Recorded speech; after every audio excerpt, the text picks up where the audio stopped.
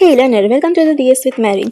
आज हम वीक 2 का graded assignment statistic for data science को सॉल्व करेंगे। Question number 1, which of the following statements is or are incorrect. Okay, तो हमें यहाँ पर इनकरेक्ट स्टेटमेंट को ढूंढना है। So option A, to represent the share of particular category bar chart is the most appropriate graphical representation. तो सबसे पहले तो हम यहाँ पर शेयर क्या होता है वो देखते हैं। Share means part of a whole जो usually shown in परसेंटेज में दिखता है, फ्रैक्शन में और ratio of total. Alright, so इसे ही शेयर कहते हैं जो part of a whole usually shown in percentage, fraction और साथ ही रेशियो ऑफ टोटल में। अब बार चार्ट मेनली यूज्ड कहाँ होता है? सो बार चार्ट जो होगा वो मेनली कंपेयर करने में, कंपेयर डिफरेंट कैटेगरी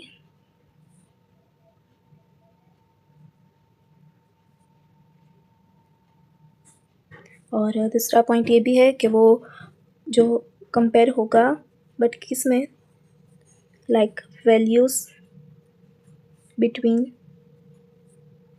ग्रुप्स, और साथ ही में शो होगा फ्रीक्वेंसी और काउंट्स में।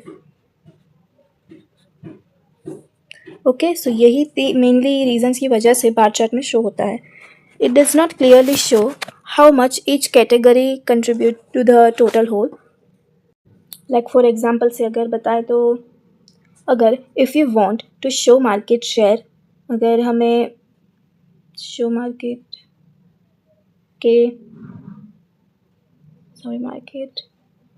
शेयर ऑफ 4 कंपनीज देखना हो, जहाँ 30%, 25, 20 या 25% हो। Bar chart can show values but it doesn't visually show they together make 100%। तो यहाँ पर बार चार्ट जो होगा वो ज़रूरी नहीं है कि बार चार्ट जो होगा वो वैल्यूज ही बताएगा और साथ ही but it doesn't visually show they together to make 100%। Okay, और अगर यहाँ पर मोस्ट अप्रोप्रिएट ग्राफ और शेयर के बारे में बताना हो, जो लाइक अभी स्पेसिफिक बताना हो किसी को, तो वो होगा पाई चार्ट। ओके, तो अगर मोस्ट अप्रोप्रिएट ग्राफ बताना हो कि जो पर्टिकुलर कैटेगरी में बताना हो तो वो बार चार्ट नहीं होता, वो होता है पाई चार्ट। अब पाई चार्ट तो हो रहा है बट कैसे, हाउ? तो उसका रीज़न है कि जो पाई चार्ट होता है वो specifically design he to show parts of whole। और दूसरा रीज़न ये होता है कि वो total always equal 100%। Pie chart का हमेशा जो टोटल होता है वो 100% में ही होता है।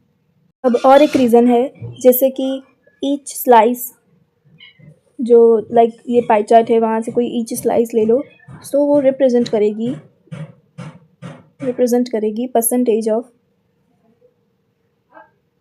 Percentage share clearly.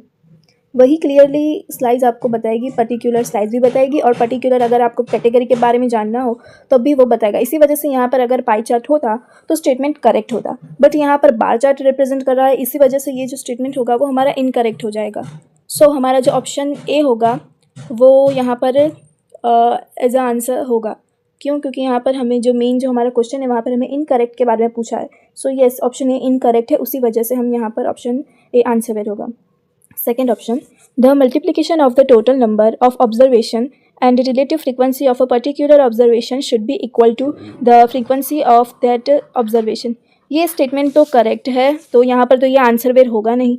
क्यों? क्योंकि यही स्टेटमेंट को मैं एक बार बताती हूँ एकदम क्लियरली। सबसे पहले तो पता ही होगा कि जो हमारा रिलेटिव फ्रीक्वेंसी होता है वो frequency divide total number of observation बताता है। तो अब हमारा क्वेश्चन कहना क्या चाहता है, हमारा क्वेश्चन ये कह रहा है कि क्या जो आपकी फ्रीक्वेंसी होगी वो टोटल नंबर और इनटू में साथ ही में रिलेटिव फ्रीक्वेंसी होगा। सो यस, ये ट्रू है, बट यहाँ पर क्वेश्चन में इनकरेक्ट पूछा है, सो इसी वजह से ये हम इनकरेक्ट ऑप्शन नहीं है, ये करेक्ट है। Next, mean can be defined for a categorical variable. तो यहाँ पर ये जो स्टेटमेंट होगा वो इनकरेक्ट है, एज अ क्वेश्चन में पूछा था वही। सो ऑप्शन ए तो इनकरेक्ट है ही और ऑप्शन सी भी इनकरेक्ट होगा, क्योंकि मीन कभी भी कैटेगोरिकल वेरिएबल थोड़ी ना बताता है। मीन तो न्यूमेरिकल से हमें वैल्यूज मिलती है, कैटेगरिकल से नहीं मिलती। Last option, mode of a categorical variable is the widest slice in a pie chart. Yes, ये स्टेटमेंट जो है वो करेक्ट है। जब भी हमारा पाई चार्ट होता है उसमें से जो सबसे ज़्यादा जो बड़ा स्लाइस होता है लाइक, सो यहाँ पर ये उसे हम मोड कहते हैं। जो एकदम वाइडेस्ट स्लाइस होगा उसे हम पाई चार्ट में मोड के एज अ मोड देखते हैं। तो इसी वजह से ये जो स्टेटमेंट होगा वो करेक्ट है। और ये क्वेश्चन 1 के 2 आंसर हो गए, एक ऑप्शन ए और एक ऑप्शन सी।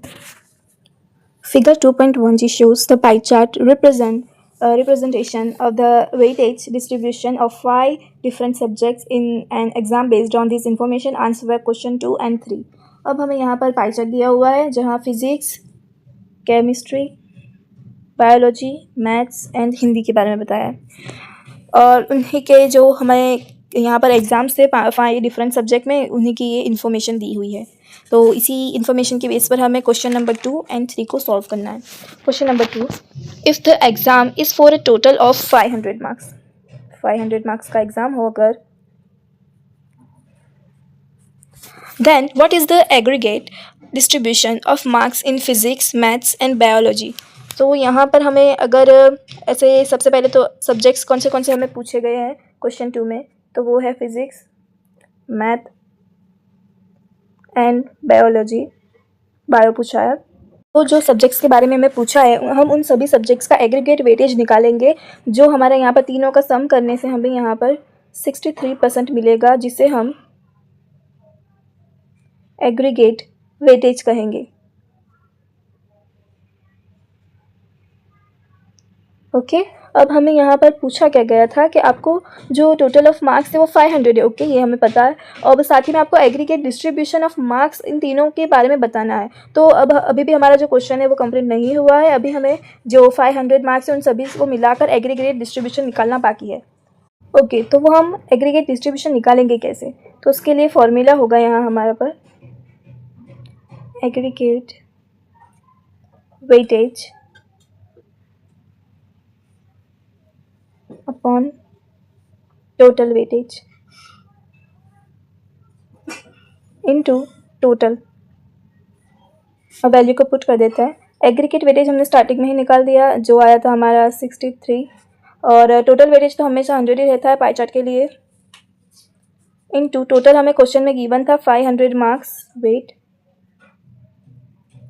ओके, तो यहाँ पर 500 मार्क्स गिवन ही था हमें। अब इसे सॉल्व करने से हमारा यहाँ पर आंसर आएगा 315। ऑलराइट, तो यहाँ हमारा आंसर होगा क्वेश्चन 2 के लिए 315। अब हम क्वेश्चन 3 को देखते हैं। Choose the correct statements. हमें यहाँ पर करेक्ट स्टेटमेंट्स देखना होगा। The pie chart is misleading because it does not obey the area principal.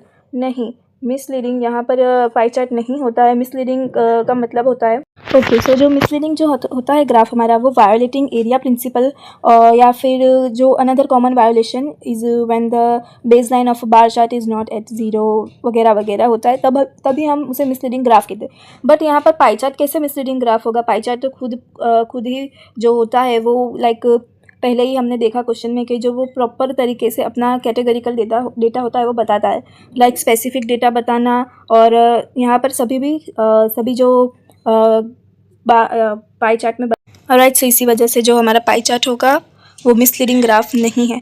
But यहाँ पर हमें करेक्ट स्टेटमेंट ढूंढना है, तो ऑप्शन ए करेक्ट नहीं होगा। अब हम नेक्स्ट ऑप्शन देखते हैं। ऑप्शन बी बोलता है the pie chart has round of errors. नहीं, पाई चार्ट में एरर्स नहीं होते हैं।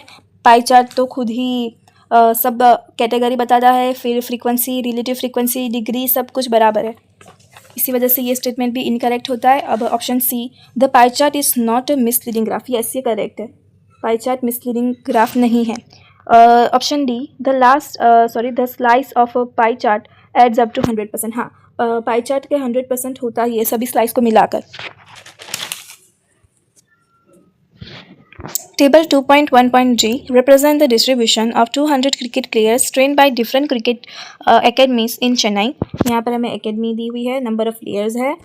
If each academy has trained at least one player, then based on the given information, answer question 4, 5, 6 and 7. Okay. अब हमें यहाँ पर question 4 से start करते हैं solve करना. Question 4, what is the combined relative frequency of the academy A, B and C? Enter the answer were correct to 3 decimal places. हमें यहाँ पर relative frequency की बात की तो हमें यहाँ पर ही हमारी जो फाइंड करना होगा हमें रिलेटिव फ्रीक्वेंसी, तो हमें नंबर ऑफ़ प्लेयर्स को देखना होगा। और यहाँ पर हमें ए, बी एंड डी के बारे में पूछा है, ये ए, बी एंड डी के बारे में यहाँ पर। ओके, तो इन्हें फाइंड करने के लिए हमें यहाँ पर सबसे पहले तो सभी जो रिलेटिव फ्रीक्वेंसीज होगी हमारी उन सभी का सम लेना है, साथ ही इक्वल टू जो हमारा प्लेयर्स है लाइक टोटल प्लेयर्स वो उन्हें लेकर चलना होगा, तभी हमें आंसर में मिलेगा। तो यहाँ पर सबसे पहले हम सम करेंगे रिलेटिव फ्रीक्वेंसी का, ए प्लस बी फिर 50, ये रहा A, B 50 plus D plus 75, wait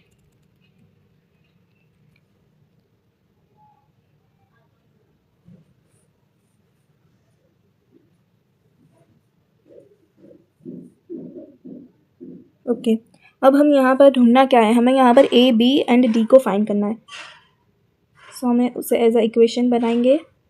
सो यहाँ पर 200 जो था ही ऑलरेडी, इन सभी का सम करने से लाइक 50 को हम अगर यहाँ ले जाए तो माइनस हो जाएगा, ये भी माइनस हो जाएगा, तो हमें ए प्लस बी प्लस सी जो हमें मिलेगा वो 75 मिलेगा। ओके, हमें जो टोटल था हमें A plus B plus D का हमें 75 मिल चुका है। अब हमें जो क्वेश्चन में पूछा है वो सॉल्व करते हैं कि जो कंबाइंड ए बी डी है उनका रिलेटिव फ्रीक्वेंसी क्या होगी।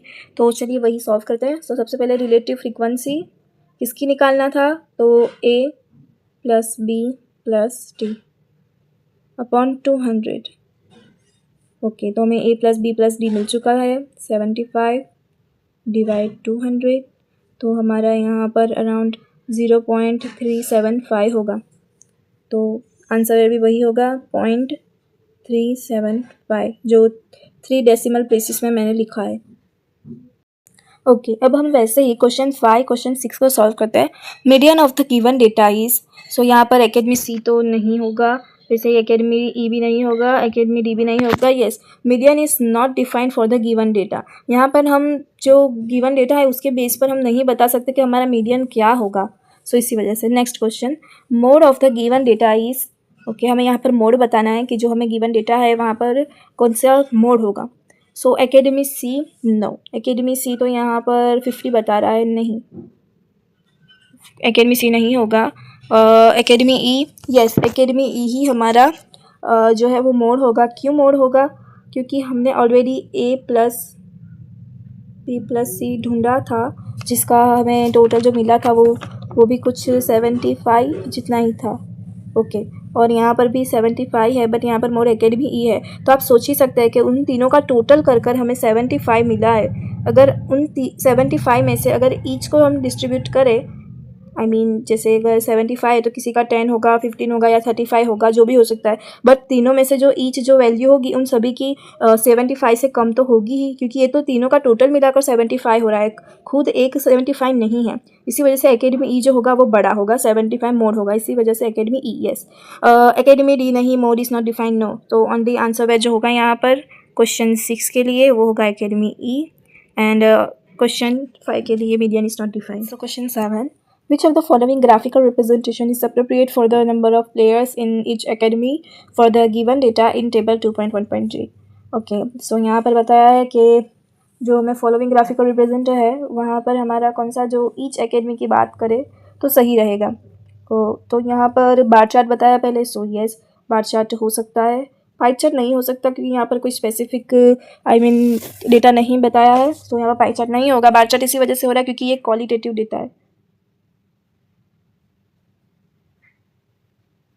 जो क्वालिटेटिव डेटा होगा, एंड जो फ्रीक्वेंसी एंड रिलेटिव फ्रीक्वेंसी बताता है पाई चार्ट, बट यहाँ पर बार चार्ट होगा जो क्वालिटेटिव डेटा है और इसके लिए मोस्ट अप्रोप्रिएट डेटा होगा। वैसे ही क्या ये पारेटो चार्ट होगा? सो यस, ये पारेटो चार्ट भी होगा। क्यों? क्योंकि पारेटो चार्ट का मीनिंग होता है कि कभी कभी जो हमारा बार चार्ट होता है वो पारेटो चार्ट बन जाता है, बट कैसे बनता है? क्योंकि ऑर्डर की वजह से, रैंकिंग की वजह से। तो इसी वजह से जो हमारी एकेडमी या नंबर ऑफ प्लेयर्स होंगे वो ऑर्डर में भी तो हो सकते हैं, तो पारेटो चार्ट होगा। अब यहाँ पर जो क्वेश्चन टाइप है वो MCQ है, मीन्स मल्टीपल चॉइस क्वेश्चन, जिसमें हम एक ही ऑप्शन को सिलेक्ट कर सकते हैं। सो यहाँ पर जो करेक्ट हमारा ऑप्शन होगा वो होगा both bar chart and Pareto chart. क्योंकि यहाँ अगर MSQ होता लाइक मल्टीपल सिलेक्ट क्वेश्चन तो हमारा A, B एंड जो लास्ट ऑप्शन है वो करेक्ट होता, बट MCQ की वजह से केवल ऑप्शन D ही करेक्ट होगा, both bar chart and Pareto chart. Question 8. The data of number of students sharing the same rank is collected. Which of the following is or are suitable to represent the collected data? Okay, तो हमें यहाँ पर जो number of students versus उनकी जो ranking है वैसे हमें ग्राफ बताना होगा जो सुटेबल होगा रिप्रेजेंट के लिए। ओके, ऑप्शन ए देख लेते हैं। नंबर ऑफ स्टूडेंट सही लिखा है, रैंकिंग भी सही है, यहाँ पर सभी डेटा भी, बट यहाँ पर ये जो डेटा हो गया हमारा वो रॉन्ग हो गया, क्योंकि सॉरी ग्राफ जो होगा वो इनकरेक्ट होगा, क्योंकि यहाँ पर 5 से डायरेक्ट ही स्टार्ट हो चुका है, 0 से स्टार्ट होना चाहिए था, तो इसी वजह से ये ऑप्शन इनकरेक्ट होता है। वैसे ही ऑप्शन बी को देख लेते हैं। नंबर ऑफ स्टूडेंट सही जगह है, रैंकिंग भी सही जगह है, फर्स्ट सेकंड सभी बराबर लिखा है और साथ ही में 0 भी है, सो इसी वजह से यही जो होगा वो आंसर होगा। जो लास्ट ऑप्शन है जो ranking and number of students, हाँ, तो वो जो लिखा है वर्सेस में एंड साथ ही में जो ग्राफ की जो पैटर्न, इसी वजह से ये इनकरेक्ट होता है। सो ओनली क्वेश्चन 8 के लिए option B is correct answer. Question 9. Choose the correct statements about categorical data. Okay. Option A. Categorical data have measurement units. नहीं, ये इनकरेक्ट होगा। मेजरमेंट यूनिट्स के लिए कैटेगोरिकल डेटा थोड़ी ना होगा। कैटेगोरिकल डेटा तो सिर्फ कैटेगरी बताता है और ना है कि measurement units. Okay, option B. Categorical data can take numerical values but no meaningful mathematical operations can be perform on it. Yes, ये ऑप्शन जो होगा हमारा वो ट्रू होगा। क्यों ट्रू होगा? क्योंकि कई बार ऐसे कैटेगरिकल डेटा होते हैं जो दिखने में न्यूमेरिकल लगते हैं, बट वो होते जिसका कोई मैथमेटिकल कोई रिलेशन नहीं होता, कोई ऑपरेशन नहीं होता जो परफॉर्म कर पाए। फॉर एग्जांपल देखें, ओके, तो फॉर एग्जांपल हम ले तो रोल नंबर हो गया आपका, या फिर आपकी रोल नंबर हो गया, फिर या हॉस्पिटल ID, लाइक आपको टोकन मिले, या फिर कोई भी नंबर पर आपने रजिस्ट्रेशन कराया हो, रोल नंबर में हो सकता है किसी का रोल नंबर 10 हो, 11 हो, बट उन्हें कोई मैथमेटिकल कोई लेना देना नहीं होता। या फिर आपकी गाड़ी का नंबर हो गया, हॉस्पिटल टोकन हो गया, वैसे ही। तो इसी वजह से हमारा जो ऑप्शन बी है वो करेक्ट होता है।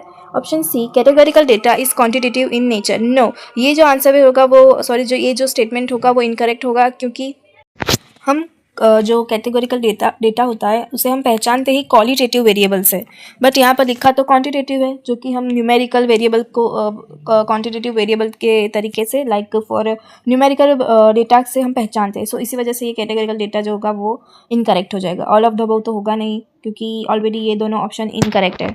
सो यहाँ पर क्वेश्चन 9 के लिए सिर्फ एक ही जो होगा वो स्टेटमेंट ऑप्शन करेक्ट होगा, वो होगा option B. The distribution of grades in a statistic class consisting of 80 students, okay, 80 students, is shown by a pie chart in figure 2.2.g. Based on the information given, answer were the question 10 and 11. अब हमें जो information दी गई है like about students जिन्होंने statistic class में 80 students हैं, उनके बारे में पाई चार्ट में लिखा हुआ है। तो हमें उन्हीं डेटा के बेसिस पर क्वेश्चन 10 एंड क्वेश्चन 11 का सॉल्व कर आंसर लिखना होगा। सो क्वेश्चन 10 बोल रहा है, how many students have secured B grade. हमें बताना है कि कितने स्टूडेंट्स ने बी ग्रेड लाए हैं। सो बी ग्रेड के बारे, यहाँ पर अगर परसेंटेज पूछा होता तो हम इजीली वही जो मेथड से जब हमारे रिजल्ट के डे पर हम सभी सब्जेक्ट से मार्क्स का सम करते थे, फिर उनको डिवाइड करते थे टोटल मार्क्स से और इनटू 100 करते थे, क्योंकि परसेंटेज में निकालना होता है। बट यहाँ पर परसेंटेज के बारे में नहीं पूछा है। सो यहाँ पर बी ग्रेड अगर हमें निकालना हो लाइक हाउ मेनी स्टूडेंट्स, सो यहाँ पर जो होगा वो होगा मल्टीप्लाई में 80, क्योंकि 80 स्टूडेंट्स है, और इनटू हम करेंगे उन स्टूडेंट्स का जिन्होंने बी ग्रेड सिक्योर किया हो। सो बी ग्रेड टोटल हम 32.5% लोगों ने किया है। सो 32.5% लिखना थोड़ा मुश्किल हो जाएगा क्योंकि ये डिवाइड में होगा, बट हम अगर इजीली अगर इसका निकालें तो हम 32.5 को क्या हम ऐसे लिख सकते हैं 0.325। ओके, तो हम इसी वे में हम इसको सॉल्व करेंगे 80 इंटू 0.325। तो इसका हमें आंसर मिलेगा 26। ये जो 0.325 था वो बी ग्रेड स्टूडेंट्स और 80 था वो टोटल स्टूडेंट्स थे। तो इसका फाइनल जो हमें आंसर मिल चुका है 26। नेक्स्ट क्वेश्चन देखते हैं। What is the ratio of the students who secured a C grade to the students who secured an A grade? अब हमें यहाँ पर 2 ग्रेड के बारे में बताना है, बट कैसे बताना है, रेशियो में बताना है, क्योंकि यहाँ पर स्टार्टिंग में बताया what is the ratio of students who secured C and an A grade. Okay, तो हमें यहाँ पर सबसे पहले A ग्रेड निकाल लेते हैं। A ग्रेड के लिए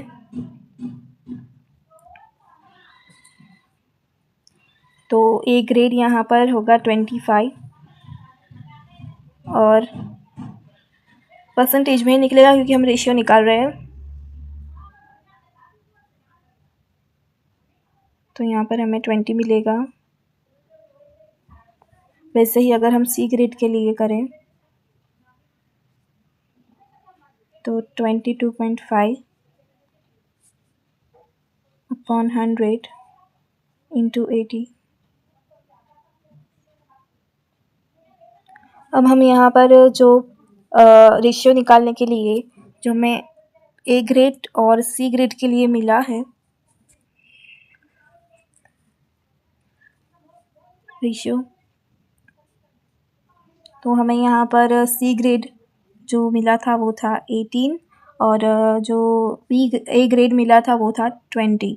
अब हम इसका अगर रेशियो निकालें तो हमें अराउंड 0.9 मिलेगा, क्योंकि 9 2 ज़ा 18 एंड 10 2 ज़ा 20 होगा। सो इस हिसाब से 0.9 जितना अराउंड 0.9 ही होगा। ओके, तो जो हमारा 10 का आंसर था वो था 26 और 11 का होगा वो होगा 0.9। The below figure represents the placement percentage of students in different sectors from an engineering college. Percentage of place student placed जो यहाँ पर पाई चार्ट में हमें गिवन है about analytics software consultancy core. Okay, अब हमें based on this given data कुछ question के आंसर देने होंगे। Question 12, what is the mode of the placement sectors. अब हमें यहाँ पर तो देखकर ही पता चल जाता है कि जो पाई चार्ट के लिए तो जो सबसे बड़ा स्लाइस होता है, सबसे बड़ा पार्ट होता है, उसे ही हम एज अ मोड काउंट करते हैं। सो यहाँ पर अगर हम मोड काउंट करें तो सबसे वाइडेस्ट पार्ट देखेंगे तो जो हमारा यहाँ पर रेड पार्ट बता रहा है जो सबसे ज़्यादा है, जिसे रेड यहाँ पर सॉफ्टवेयर बताया है। सो इसी वजह से हमारा यहाँ पर जो आंसर होगा वो होगा software. Question 13. If 1000 students were placed according to the percentage shown in the pie chart, which of the following statements is true? Okay, so ये क्वेश्चन ऐसा है जहाँ पर हमें सभी ऑप्शन को पहले रीड करना होगा, फिर ही हमें सॉल्व करना होगा। तो पहले हम ऑप्शंस को पढ़ लेते हैं। The difference between the number of students placed in core and the sum of those in consultancy and analytics is 100। Okay, तो यहाँ पर हमें बताया डायरेक्टली अगर हम डिफरेंस बिटवीन कर लेंगे नंबर ऑफ़ स्टूडेंट्स जिन्हें कोर में प्लेस्ड किया था और अगर हम सम कर लेंगे उनका तो हमें 100 मिलेगा कंसल्टेंसी एंड एनालिटिक्स का। तो इसे सॉल्व करने से पहले हम बाकी के भी सभी ऑप्शंस देख लेते हैं, फिर एक साथ सभी सॉल्व कर लेंगे। The mode of the placement sector is shared by analytics and software. दूसरा तो इनकरेक्ट ही हो जाएगा क्योंकि मोड तो यहाँ पर केवल सॉफ्टवेयर ही होगा, ना ही analytics. Option C, the sector with the second highest placement has 50 more students placed than the lowest sector. ये भी देख लेंगे अभी सॉल्व करते वक्त। The sector with the least placement has half as many students as the highest. Okay, पहले हम solve करना ही डायरेक्ट स्टार्ट करते हैं। From the pie chart,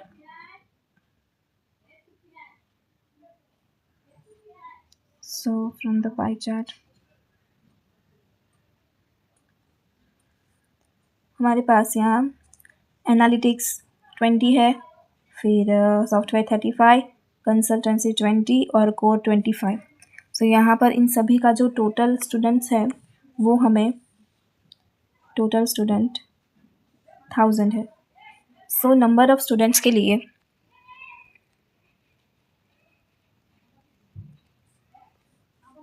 सबसे पहले हम एनालिटिक्स निकाल लेते हैं।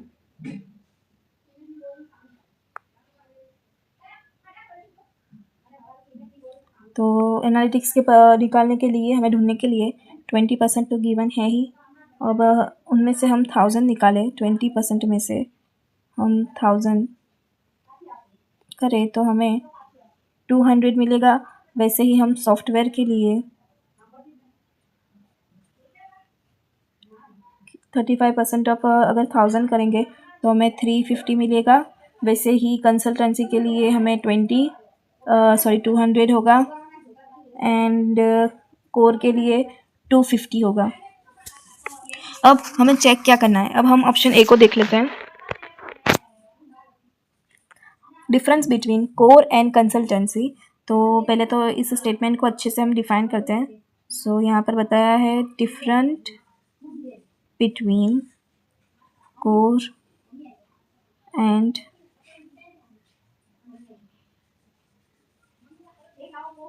Consultancy plus analytics.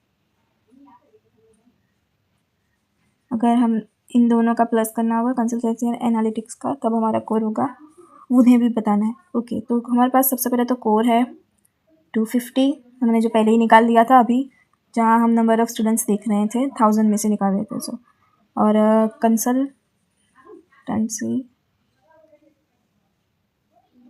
Plus analytics करें तो हमें यहाँ 200 प्लस 200 400 मिलेगा। अब डिफरेंस मीन्स हमें यहाँ पर माइनस करना होता है, तो 400 माइनस 250 यहाँ पर कोर के लिए, 400 यहाँ पर हमने कंसल्टेंसी एंड एनालिटिक्स का प्लस करने पर मिला, तो हमें यहाँ पर 150 आंसर मिल रहा है। बट यहाँ पर ऑप्शन ए में तो 100 कहा था, ऑप्शन ए में 100 शो रहा था कि अगर आप डिफरेंस लोगे कोर का, जो कंसल्टेंसी प्लस एनालिटिक्स करोगे, जो आंसर मिलेगा उसके साथ आप डिफरेंस करोगे कोर के वैल्यू से, तो आपको 100 मिलेगा। बट हमें तो 150 मिला, तो इसी वजह से ये जो स्टेटमेंट होता है वो फॉल्स हो जाता है। अब हम नेक्स्ट हमने सॉल्व किया ही था कि the mode of the placement sector is shared by analytics and software. नहीं, यहाँ पर केवल सॉफ्टवेयर होना चाहिए था। ऑप्शन सी देख लेते हैं। The sector with the second highest placement has 50 more students place than the lowest sector. Okay, अब हम सॉल्व करके देखते हैं। तो सबसे पहले तो जो हमारा हाईएस्ट यहाँ पर है वो है सॉफ्टवेयर। क्यों सॉफ्टवेयर? क्योंकि यहाँ पर हमने पहले ही 1000 में से भी निकाल के देखा था द नंबर ऑफ़ स्टूडेंट्स के लिए, तब हमें 350 मिला था सॉफ्टवेयर में। अब जो हमारा सेकेंड हाईएस्ट है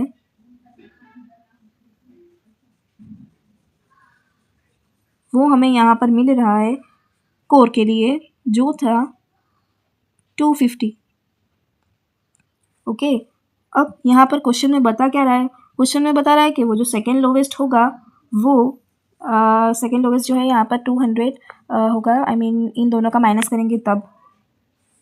वेट में डिफरेंट देख लेती हूँ। 250 माइनस नॉट 250, सॉरी। सो इन दोनों में अगर हम डिफरेंट निकालें, वेट यहाँ पर हमने एक हाईएस्ट तो निकाला, फिर हमने यहाँ पर सेकेंड हाईएस्ट भी देख लिया। अब हम लोवेस्ट भी हमें यहाँ पर होना चाहिए था। सो लोवेस्ट तो हम लिखना ही भूल गए थे, तो लोवेस्ट हमें यहाँ पर 200 मिलेगा, क्योंकि हमारा जो एनालिटिक्स एंड कंसल्टेंसी था वो 200 होता है, इसी वजह से 200। अब हम डिफरेंस निकालेंगे। सो क्वेश्चन में हमें ऑप्शन में पूछा था कि जो सेकेंड हाईएस्ट है उनकी बात की गई है, तो सेकेंड हाईएस्ट तो हमारा यहाँ पर 250 है, तो हम 250 लेंगे, और लोवेस्ट जो हमारा है वो है 200 माइनस 200। तो देखते हैं 250 माइनस 200 करते हैं तो क्या आता है। सो यस, 50 आंसर आ रहा है। सो इसी वजह से ये करेक्ट होता है ऑप्शन, क्योंकि ऑप्शन में भी यहाँ पर